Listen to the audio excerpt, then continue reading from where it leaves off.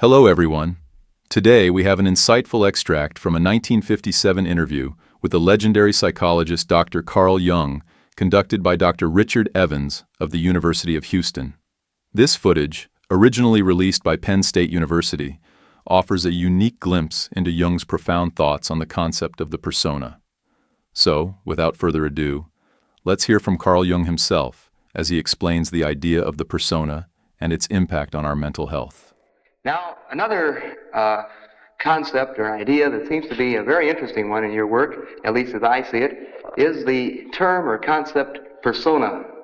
And of course, this seems to have a lot of relevance to the daily living of the individual. I wonder if you would mind telling us a little bit about how you construe this term persona.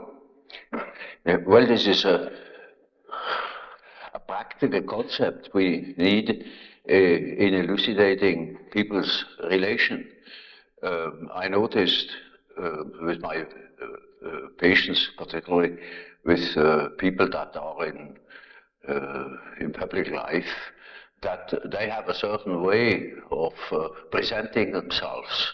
For instance, take the doctor.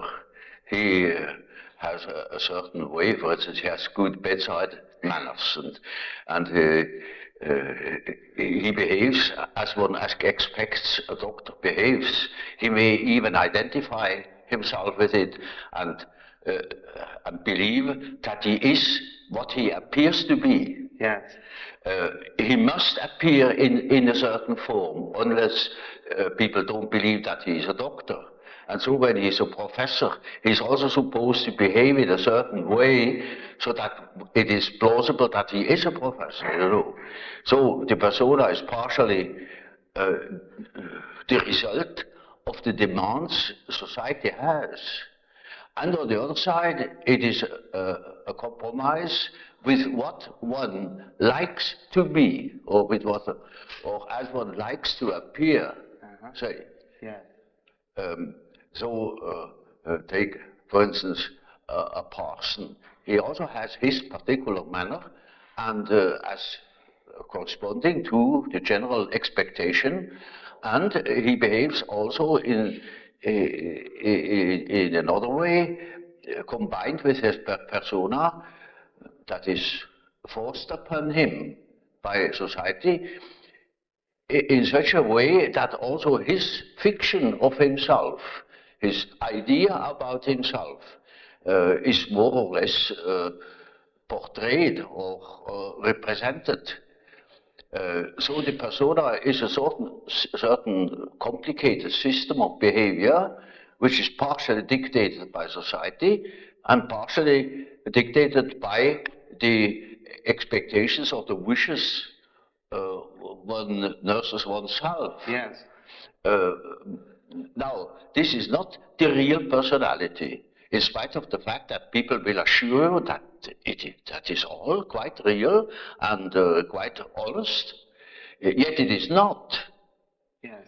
Now, such a performance, or say, the performance of the persona is quite all right, as long as you know that you are not identical with the way in which you appear. Yes. But if you are unconscious of this fact, then you get into sometimes very disagreeable conflicts. Namely, people can't help noticing that at home, for instance, you are quite different from what you appear to be in public. Yes. And people who don't know it stumble over it in the end. They deny that they are like that, but they are like that. They are it. And then you don't know, now, which is the real man? Yes. Yes. Is he the man as he is at home or in intimate relations, or is he the man that appears in public? It is a question of Jekyll and Hyde. Yes. Often. Yeah. It is such occasionally there is such a difference that you would almost be able to speak of the double personality. Yes. And the more that is pronounced, the more people are neurotic. Yes. They get neurotic because they have two different ways. They contradict themselves all the time, And in as much as they are unconscious of themselves, but they don't know it. They think they're all one. Everybody sees that they are two. Yeah. And some know him only from one side, so others know him only from the other side.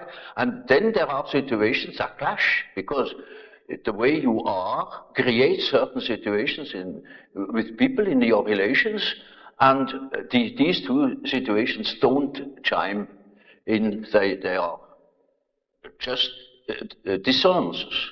Yes. Yeah. And the more that is the case, the more the people are neurotic. Yes. Actually, would you say that the individual may even have more than two personas? In other words, could he possibly? Oh, rarely. You know, Rarely. we can't afford it very well to play more than two roles. But there are cases, for instance, where people have up to 5 different personalities. Yes. In cases of dissociation of personality, where, for instance, the one person, say, call it person A, doesn't know of the existence of the person B, but B knows of A. Yes. Or there may be a third personality, C, that doesn't know of the two others. Yes. You see, there are such cases in literature.